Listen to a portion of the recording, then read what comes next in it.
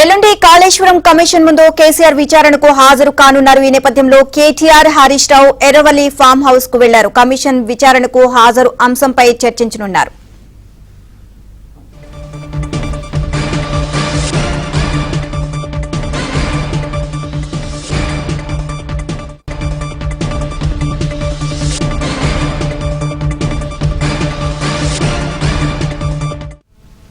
ఇక 40 నిమిషాల పాటు హరీష్ రావును కాళేశ్వరం కమిషన్ ప్రశ్నించింది. ప్రాజెక్టు రీడిజైన్, కాళేశ్వరం కార్పొరేషన్ ఏర్పాటు, కేబినెట్ అనుమతులపై హరీష్ రావును పీసీ ఘోష్ కమిషన్ ప్రశ్నించింది.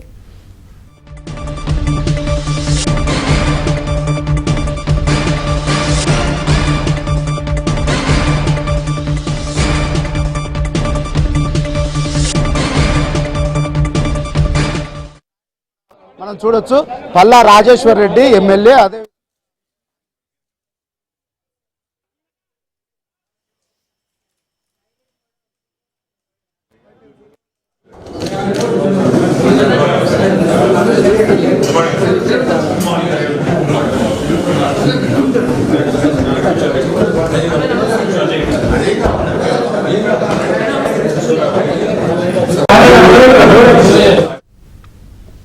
దీనికి సంబంధించి మరిన్ని updates Telangana bureau in charge Naveen అడిగి తెలుసుకుందాం. నవీన్, ఈ రోజు 40 నిమిషాల పాటు కాళేశ్వరం కమిషన్ హరీష్ రావును విచారించింది. దీనికి సంబంధించి మళ్ళీ ఎల్లుండి కూడా కేసీఆర్ విచారించనున్నట్లుగా తెలుస్తుంది.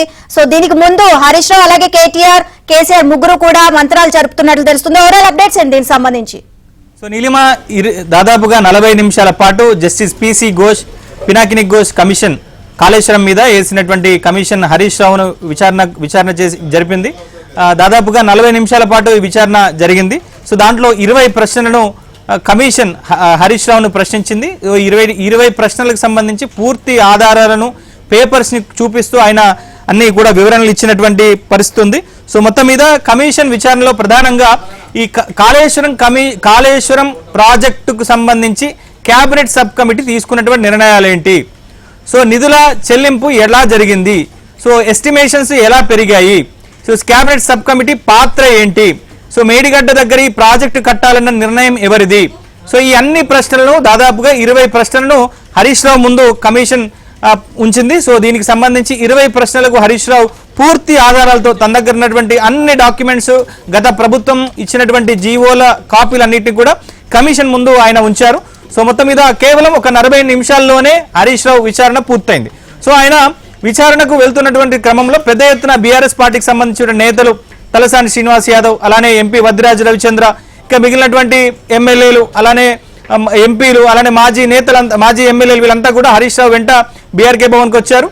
సో ఆయన నేరుగా ఆయనని ఓపెన్ కోర్టుకు తీసుకెళ్లారు. సో ఓపెన్ కోర్టులో సో కొంతమంది ఆయనతో వచ్చిన వాళ్ళు కావచ్చు, మీడియా ప్రతినిధులు కావచ్చు, ఎవరైనా సరే ఆ ఓపెన్ కోర్టులో కూర్చొని విచారణ జరుగుతున్నటువంటి తీరును వాళ్ళంతా కూడా ప్రత్యక్షంగా చూడొచ్చు. సో తొలుత హరీష్ రావుని దేవుడు సాక్షిగా ప్రమాణం చేయమని చెప్పారు.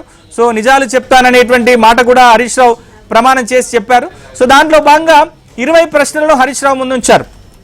ఒక్కొక్క ప్రశ్నకు ఆయన ఆన్సర్స్ ఇస్తూ వెళ్లారు.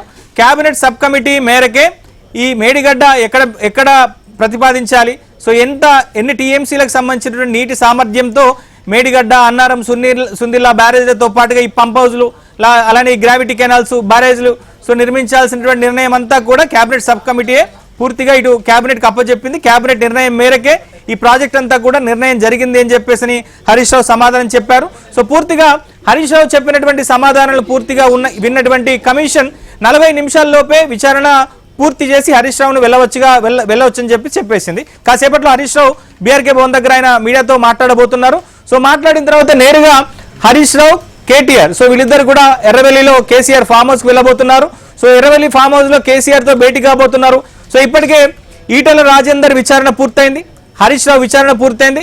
ఇక మరోసారి హరీష్ రావుని రావాల్సిందిగా కూడా ఎక్కడ కమిషన్ కూడా ఆయనకు ఆదేశాలు ఇవ్వలేదు, మరోసారి పిలవలేదు. కనుక ఇక హరీష్ రావు విచారణ ఈ కమిషన్ విచారణలో భాగంగా పూర్తయినట్టుగానే మనం భావించవచ్చు. ఇక మిగిలింది కేసీఆర్ విచారణ. సో కేసీఆర్ ని ఆల్రెడీ ఈ నెల 6వ తారీఖు రమ్మని చెప్పినటువంటి నేపథ్యంలో ఆయన 11వ తారీఖు వస్తానని చెప్పని కమిషన్ కు ఆయన కబురు పంపించారు. సో ఈ నేపథ్యంలో 11వ తారీఖు హాజరు కావాలని కేసీఆర్ నిర్ణయం తీసుకున్నటువంటి నేపథ్యంలో సో ఇప్పటి వరకు జరిపినటువంటి విచారణ తీరుతెన్నులు కావచ్చు, లేదా కమిషన్ అడుగుతున్నటువంటి ప్రశ్నలే కావచ్చు, దీనికి సంబంధించి బయట ఉన్నటువంటి అపోహలు కావచ్చు, కాంగ్రెస్ పార్టీలు ఏమనెత్తినటువంటి ఆరోపణలు కావచ్చు, విమర్శలే కావచ్చు, వీటన్నిటికీ కూలంకషంగా సమాధానాలు చెప్పే విధంగా పూర్తిగా కేసీఆర్ ప్రిపేర్ అవుతున్నాడు.